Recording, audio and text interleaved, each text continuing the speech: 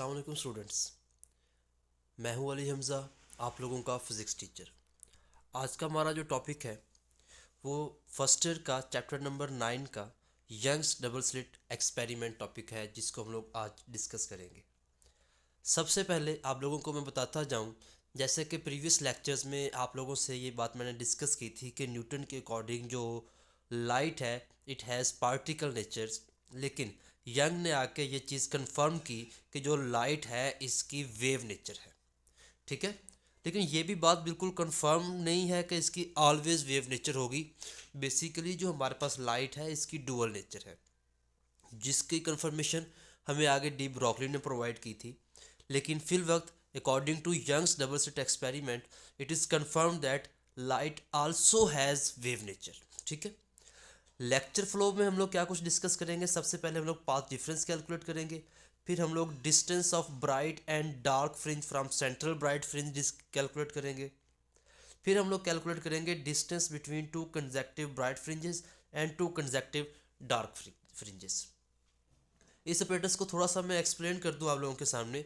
हमारे पास स्टूडेंट्स क्या है, हमारे पास ये प्लेन वेव फ्रंट्स हैं लाइट के। ठीक है, उसके बाद उसके सामने मैंने एक हर्डल रखी हुई है जिसमें दो स्लिट्स हैं, मीन दैट दो सुराख हमने किए हुए हैं।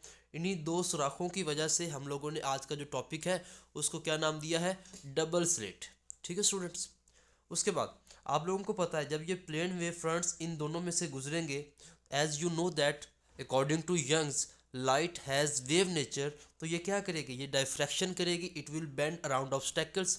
तो हमारे पास क्या हो जाएगी, यहाँ पर हमारे पास दो वेव्स पैदा हो जाएंगी। अब दोनों वेव्स क्या करेंगी, आपस में इंटरफेरेंस करेंगी, और डिटेक्टेबल इंटरफेरेंस की हमारे पास जो कंडीशंस थी कोहेरेंट और मोनोक्रोमेटिक, वो भी क्या है, फुलफिल हो रही हैं। तो हमारे पास क्या है, सामने पड़ी स्क्रीन के ऊपर क्या है, डिटेक्टेबल इंटरफेरेंस का पैटर्न बढ़ जाएगा। जिस जगह पर स्टूडेंट हमारे पास कंस्ट्रक्टिव इंटरफेरेंस होगी वहाँ पर हमारे पास क्या बनेगा, ब्राइट बनेगा। तो मीन दैट मैं यहाँ पर आपको लिख देता हूँ, यहाँ पर क्या बनेगा, कंस्ट्रक्टिव इंटरफेरेंस। और आपकी बुक ने इसको क्या कहा है, मैक्सिमा का नाम दिया है। ठीक है स्टूडेंट, उसके बाद जिस जगह पर डिस्ट्रक्टिव इंटरफेरेंस होगी, कौन सी, डिस्ट्रक्टिव इंटरफेरेंस, वहाँ पर क्या बनेगा, डार्क स्पॉट बनेगा। और इसको बुक ने नाम क्या दिया है, मिनिमा का नाम दिया है। ठीक है स्टूडेंट्स, तो अब हम लोग मज़ीद प्रोसीड करते हैं अपने लेक्चर की तरफ। तो सबसे पहला पार्ट जो हमारे पास लेक्चर का था उसको हम लोग डिस्कस करते हैं, पाथ डिफरेंस को। हमारे पास पाथ डिफरेंस के अंदर क्या है कि हमारे पास कंस्ट्रक्टिव के लिए सेपरेट कैलकुलेट करेंगे और डिस्ट्रक्टिव के लिए हम लोग सेपरेट कैलकुलेट करेंगे। ठीक है स्टूडेंट्स, तो हमारे पास क्या है जी, पहले हम लोगों ने स्लिट 1 से लाइन ड्रॉ कर ली एक, और फिर स्लिट 2 से हमने एक लाइन ड्रॉ कर ली। मीन दैट अब देखते हैं कि S1 और S2 से जो दोनों वेव्स गई हैं, क्या दोनों को एक जैसा फासला कवर करना पड़ा है, बिल्कुल भी नहीं। जो मेरे पास S2 से वेव गई है उसको ज़्यादा फासला कवर करना पड़ा है। तो फिर मैं क्या करूँगा, मैं इस पॉइंट से एक परपेंडिकुलर इसके ऊपर फॉल करवा लूँगा। मीन दैट इतना जो डिफरेंस है पाथ का वो क्या है, हमारे पास लैम्डा है, और हमने क्या करना है, यही कैलकुलेट करना है। तो इसके लिए स्टूडेंट क्या करेंगे, यहाँ पर हम लोग एक एंगल ड्रॉ कर लेते हैं। ठीक है, अब आप लोगों को पता है कि जो साइन थीटा होता है वो किसके इक्वल होता है, परपेंडिकुलर ओवर हाइपोटेन्यूज के इक्वल होता है। तो जो एंगल के सामने वाली साइड है, मीन दैट लैम्डा, वो क्या है, परपेंडिकुलर, और हाइपोटेन्यूज क्या है, दोनों स्लेट्स के दरमियान जो फासला जिसको मैंने डी से डिनोट किया था वो क्या है, डी आ गया। डी जाकर तो मल्टीप्लाई हो जाएगा, तो क्या आ गया, d sine theta is equal to lambda. और ये बात हम लोगों ने प्रीवियस लेक्चर में डिस्कस की थी कि जो कंस्ट्रक्टिव इंटरफेरेंस होती है उसका पाथ डिफरेंस क्या होता है, एम लैम्डा। तो फिर ये भी पाथ डिफरेंस, ये भी पाथ डिफरेंस, मैं दोनों को क्या कर सकता हूँ, कंपेयर करके लिख सकता हूँ। एक बात और स्टूडेंट बताता जाऊँ कि ये जो स्लिट्स और ये जो हमारे पास स्क्रीन है इनके दरमियान जो फासला है इसको हम लोग कैपिटल एल से डिनोट करेंगे। ठीक है, अभी यही बात डिस्ट्रक्टिव इंटरफेरेंस के लिए अगर मैं आप लोगों के साथ शेयर करूं तो क्या होगा, हम लोग यहाँ से एक रे ड्रॉ करेंगे अब डार्क स्पॉट के लिए, क्योंकि डिस्ट्रक्टिव इंटरफेरेंस की बात कर रहे हैं। और दूसरी वेव हम लोग ड्रॉ करेंगे स्लिट 2 से इस तरीके के साथ, ये S1, ये S2, ये D, और ये दोनों के दरमियान जो फासला है कैपिटल एल। अब फिर से वही बात, यहाँ पर क्या करूँगा, एक परपेंडिकुलर ड्रॉ करूँगा, ये मेरे पास लैम्डा आ जाएगा, और यहाँ पर मेरे पास क्या है स्टूडेंट, एक थीटा आ जाएगा।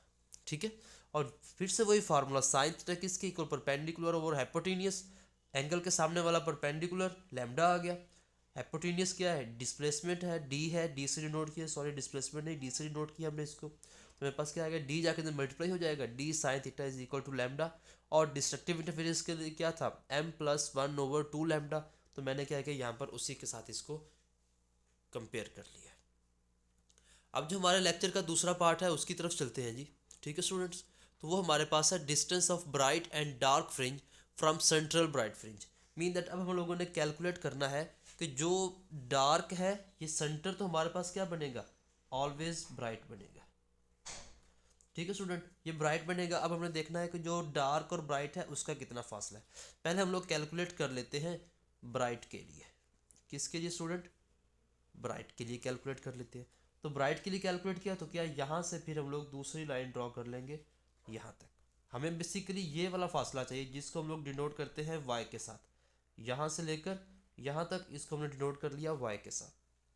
ये मेरे पास क्या आ गया, एंगल आ गया, ये S1 S2, और ये यहाँ से यहाँ तक फासला कितना है, कैपिटल L, तो फिर ये बेस भी क्या आ जाएगी, कैपिटल L के इक्वल आ जाएगी। अब स्टूडेंट हमारे पास क्या है, tan थीटा किसके इक्वल होता है, परपेंडिकुलर ओवर बेस। तो मेरे पास क्या आ गया, परपेंडिकुलर क्या, जो एंगल के सामने वाली साइड है वो परपेंडिकुलर है, मैंने y लिख लिया, बेस की जगह पर क्या लिख लिया, कैपिटल L लिख लिया। आपको पता है स्मॉल एंगल के लिए tan थीटा साइन थीटा की इक्वल होता है, तो ये tan थीटा की जगह पर क्या आ गया, साइन थीटा y/l। और अगर आप लोग देखें ब्राइट फ्रिंज किस जगह पर बनती है, जहाँ पर कंस्ट्रक्टिव इंटरफेरेंस होता है, और कंस्ट्रक्टिव इंटरफेरेंस के लिए हमारे पास d sine theta is equal to m lambda था। अगर मुझे यहाँ से साइन थीटा की वैल्यू चाहिए होगी तो मैं क्या करूँगा, m लैम्डा ओवर d। तो मैंने यहाँ पर वही किया है, मैंने साइन थीटा की जगह पर उसकी वैल्यू पुट कर दी m लैम्डा ओवर d। मुझे चाहिए y की वैल्यू, तो l जाकर क्या होगा, इधर जाकर मल्टीप्लाई हो जाएगा, तो मैंने लिख लिया y is equal to m lambda l over d। I hope so कि आप लोगों को इस बात की समझ आ रही होगी, बने रहिएगा क्योंकि ये बहुत ही इंपॉर्टेंट लॉन्ग क्वेश्चन है। अब हम लोग स्टूडेंट कैलकुलेट करते हैं डार्क फ्रिंज के लिए। डार्क फ्रिंज के लिए है तो हम लोग क्या करेंगे, सेंटर ब्राइट पर एक लाइन ड्रॉ करेंगे, क्यों, हमने तो फासला ही सेंटर ब्राइट से कैलकुलेट करना है, और दूसरे कहाँ तक करेंगे, डार्क तक। तो हम अब हमने ये वाला जो फासला है y ये कैलकुलेट करना है, फिर से ये एंगल, और ये किसके इक्वल है, कैपिटल L के इक्वल है, ये S1 है, ये S2 है, और ये क्या है हमारे पास, d की वैल्यू है स्टूडेंट। अब हमारे पास क्या है जी, तो जो कीजिएगा स्टूडेंट, सारा फार्मूला सेम वही चलता आएगा, tan थीटा और स्मॉल एंगल के लिए sine theta is equal to ये साइन थीटा। अब हमने क्या करना है, अब हमने साइन थीटा की वैल्यू फिर से पुट करनी है, और जो हमने वैल्यू पुट करनी है साइन थीटा की वो अब डिस्ट्रक्टिव से उठाकर पुट करेंगे। ठीक है स्टूडेंट, तो हमारे पास डिस्ट्रक्टिव के लिए क्या होगा, sine theta is equal to m+1/2 lambda over D आ जाएगा, ये डी जाके तो मल्टीप्लाई हो जाएगा। अब मैंने क्या किया, आप लोगों के सामने साइन थीटा की जगह पर ये वाली वैल्यू पुट करती है, m+1/2 lambda d is equal to y/l, और हमारे पास y की वैल्यू चाहिए, तो l जाके क्या होगा, इधर मल्टीप्लाई होगा। तो ये मेरे पास किसके लिए आ गई जी, ये मेरे पास आ गई डार्क फ्रिंज के लिए। ठीक है स्टूडेंट, अब हम लोग चलते हैं जी टुवर्ड्स लास्ट स्टेप। अब हमने कैलकुलेट करना है distance between to consecutive bright और डार्क फ्रिंजेस। तो इसके लिए हम लोग क्या करेंगे, सबसे पहले ब्राइट के लिए कैलकुलेट कर लेते हैं। मुझे अब फासला कैलकुलेट करना है कि कोई भी दो ब्राइट के दरमियान क्या फासला होगा, लेकिन ये फासला तो मैंने पहले कैलकुलेट किया नहीं हो वाई एम का फार्मूला तो मुझे याद भी है, m lambda l over d, ये फार्मूला मैंने पहले भी डिराइव किया। तो अगर मैं यहाँ से लेकर यहाँ तक कैलकुलेट कर लूँ, फिर यहाँ से लेकर यहाँ तक कैलकुलेट कर लूँ, फिर ये जो मेरे पास वैल्यू आएगीym+1, मैं इसमें से इसको माइनस कर लूँ तो मेरे पास ये फासला आ नहीं जाएगा। मिसाल के तौर पर मैं अगर कहूँ कि यहाँ से लेकर यहाँ तक का जो फासला है वो है सपोज दैट 5, और यहाँ से लेकर यहाँ तक का जो फासला है वो 10 है, तो यहाँ से लेकर यहाँ तक फासला कितना होगा, 10 - 5। तो सेम लाइक दैट मैं यहाँ पर भी वही करूँगा, डेल वाई क्या करूँगा,ym+1 - y है। अगरym simple m lambda l over d है, तो अगर मैं इसके साथ प्लस लगाऊंगा तो फार्मूला के साथ भी क्या लगा लूँगा, प्लस लगा लूँगा, तो मेरे पास क्या आ जाएगा,ym+1 की जगह पर क्या आ जाएगा, m+1 lambda l over d, और ये ym की वैल्यू साथ वैसे ही आ जाएगी।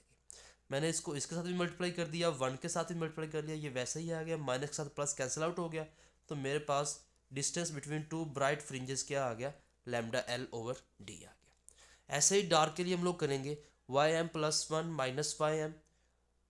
अब देखें सिंपल वाई एम का जो फार्मूला था मेरे पास स्टूडेंट्स, वो क्या था, वाई एम डार्क के लिए m plus one over two lambda L over D.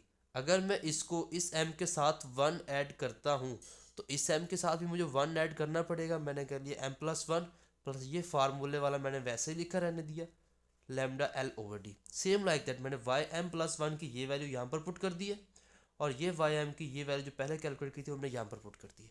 इनको अंदर मल्टीप्लाई किया तो ये प्लस ये माइनस ये प्लस और ये वाला माइनस कट जाएगा तो पीछे क्या बचेगा लैम्डा एल ओवर डी। इसको फ्रिंज स्पेसिंग का नाम भी दिया जाता है। और फ्रिंज स्पेसिंग को हम लोग कैसे बढ़ा सकते हैं, वेवलेंथ के बढ़ाने से। मीन दैट अगर आप लोगों से कोई एमसीक्यू पूछता है कि क्या हम लोग ब्लू वेवलेंथ यूज़ करें, सॉरी ब्लू कलर यूज़ करें या फिर रेड कलर यूज़ करें ताकि हमारे पास फ्रिंज स्पेसिंग बढ़ सके, तो आपका जवाब क्या होगा, रेड कलर। क्यों? क्योंकि रेड कलर की वेवलेंथ हमारे पास क्या है, ज़्यादा होती है, जिसकी वजह से हमारे पास जो फ्रिंज स्पेसिंग है वो भी क्या होगी, बढ़ जाएगी by increasing the wavelength. I hope so कि आप लोगों को आज के लेक्चर की समझ आई होगी। अब हमारी मुलाकात होगी अगले लेक्चर में। तब तक के लिए अल्लाह हाफिज़।